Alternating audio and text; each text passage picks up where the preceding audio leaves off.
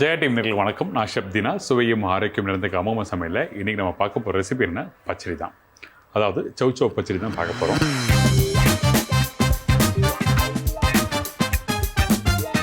பச்சடி சொல்லும்போது நம்ம வீட்டில் நார்மலாக வந்து இந்த வெங்காய பச்சடி, பூந்தி பச்சடி, வெள்ளரிக்காய் பச்சடிலாம் போடும்போது பிரியாணிக்கு அந்த மாதிரிலாம் தொட்டு சாப்பிட்டு நல்லாயிருக்கும். ஆனால் இந்த மாதிரி பச்சடி பார்த்தீங்கன்னா வீட்டில் ஒரு விருந்து வைக்கிறீங்க, ஒரு வத்த குழம்பு, ஒரு சாம்பார், ஒரு ரசம், ஒரு தயிர் தாளிச்சதோ இல்லை மோர் குழம்போ, அப்போ ஒரு 4 கூட்டு 4 பொரியல் வைக்கும்போது அப்போது இந்த மாதிரி பச்சடி வைக்கும்போது தொட்டு சாப்பிட்றது நல்லாயிருக்கும்.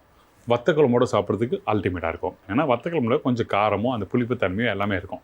ஸோ இந்த மாதிரி ஒரு காம்போவில் சாப்பிட்றதுக்கு தி பெஸ்ட்டான ஒரு ரெசிபி தான் இந்த சௌ பச்சடி. சௌ பச்சடிக்கு தேவையான பொருட்கள் என்னன்னு சொல்லி பார்த்துருங்க. அதுக்கப்புறம் செய்முறையை பார்க்கலாம். சௌ பச்சடி தேவையான பொருட்கள்: சௌ 1 கப்பு, பச்சை மிளகாய், கருவேப்பிலை, வரமிளகாய் 2 நம்பர், மஞ்சத்தூள் சிறிதளவு, தயிர் 1.5 கப்பு, தேங்காய் பேஸ்ட் 1/4 கப்பு, உப்பு தேவையான அளவு, எண்ணெய் தாளிப்புக்கு தேவையான அளவு. இந்த ரெசிபி தேவையான பொருட்கள்லாம் நீங்கள் பார்த்துருப்பீங்க. ஃபஸ்ட் நம்ம என்ன பண்ணுறோன்னா, இந்த காயை வந்து 2 விதமாக நம்ம யூஸ் பண்ணலாம். சௌ தோல் சீவிட்டு அதுக்கப்புறம் பொடிசாக கட் பண்ணி வச்சுருக்கேன்.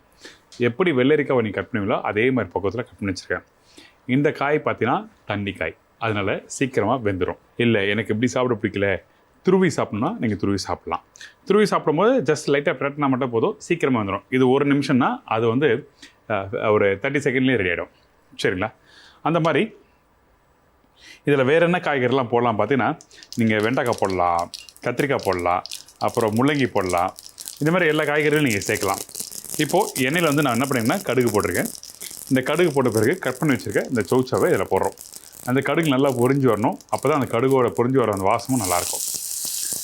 சில பேர் வந்து சீரகம் போடுவாங்க, அது ஆப்ஷன், நீங்கள் வேணால் போட்டுக்குங்க. வெறும் கடுகே போதும். இப்போது இந்த இடத்துல நம்ம என்ன பண்ணலாம், இந்த வரமிளகாய் இருக்குல்ல, இதை சின்ன சின்னதாக உடைச்சி போடுங்க. சில பேர் வந்து இதை அப்படியும் சாப்பிடுவாங்க, ரைஸோடு மிக்ஸ் பண்ணி சாப்பிடுவாங்க. அப்படி சாப்பிடும்போது உங்களுக்கு எதனா ஒரு காரம் இருந்தால் தான் நல்லாயிருக்கும். அதனால தான் இந்த மாதிரி லைட்டாக வரமிளகாவும் போடுறேன். இந்த காய் வேகிற பக்கம் பார்த்தீங்கன்னா முழுமையாக வேகக்கூடாது. வேகாமல் இருந்தால் உடம்புக்கான சேருமா சேராதா அப்படி நினைப்பீங்க. அப்படிலாம் இல்லை.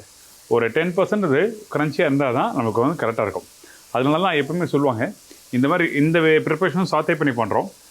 ஆக்சுவல் ரெசிபிஸ் நீங்கள் வீட்டில் பண்ண பார்த்தீங்கன்னா காய்கறி வச்சு பண்ணுறது எல்லாமே ஸ்டீம் பண்ணி தான் நம்ம டாஸ் பண்ணணும். அப்படி ஸ்டீம் பண்ணி டாஸ் பண்ணும்போது உங்களுக்கு வந்து அதோட நியூட்ரிஷன்ஸ் எல்லாமே அப்படியே இருக்கும்.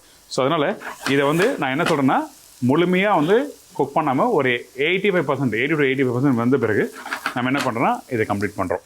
தேங்காயெல்லாம் போட்டு முடிக்கிறோம்.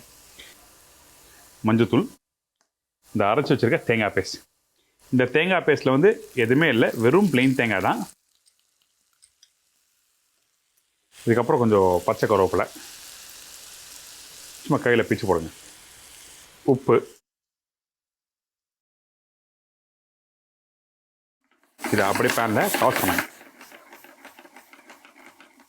இந்த மாதிரி தேங்காய் ஒன்றோட ஒன்று சேர ஆரம்பிச்சிடும். இப்படி ரெடியான பிறகு இது இல்லை எனக்கு கொஞ்சம் காய் அதிகமாக இருக்குது, இதை வந்து 2 விதமாக யூஸ் பண்ணலாம்னுச்சுன்னா இதை பொரியலை நீங்கள் எடுத்துக்கலாம், மீதி பச்சடியாக யூஸ் பண்ணிக்கலாம். அவ்வளோதான். இப்போ இந்த காய் ரெடி ஆகிடுச்சு. இந்த இடத்துல இந்த காயை இதில் தள்ளுங்க. டைரக்ட் பேனில் வச்சு தயிரை மிக்ஸ் பண்ணக்கூடாது. ஏன் என்ன காரணம் கேட்டிங்கன்னா, இந்த பேன் வந்து சூடாக இருக்கும். அப்படி இருக்கும்போது தயிர் உள்ளே போட்டிங்கன்னா கர்ல் ஆகிடும். ஸோ அந்த மாதிரி பிரச்சனை வராமல் இருக்கிறதுக்காக நான் என்ன பண்ணுறேன், வெறும் காயை மட்டும் ஃபஸ்ட்டு தள்ளிடுறேன். இதுக்கப்புறம் தேவையான தயிர், நல்லா கெட்டி தயிர் போட்டு இப்படி நல்லா மிக்ஸ் பண்ணுங்கள்.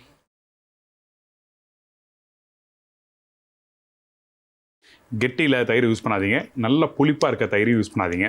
ஏன்னா அந்த காய் சூடாக இருக்கும் போது வந்து நீங்கள் போடும்போது அந்த புளிப்பு தன்மை இன்க்ரீஸ் ஆகும். நீங்கள் உங்கள் ரைஸோட சேர்த்து சாப்பிட்டு பாருங்கள், ஒரு புது அனுபவம் இருக்கும். எப்பவுமே தயிர் வந்து மோர், அப்புறம் லஸ்ஸி, அப்புறம் வேறு என்ன வெங்காய பச்சிலாம் சாப்பிட்றதுக்கு பதில் இந்த பக்கத்தில் சாப்பிடும்போது கண்டிப்பாக நீங்கள் எல்லாம் ஃபீல் பண்ணுவீங்க, வா சூப்பர், இன்றைக்கி ஏதோ புதுசாக நம்ம சாப்பிட்ருக்கோம், நல்லா இருக்குது அப்படி சொல்லி ஃபீல் பண்ணுவீங்க.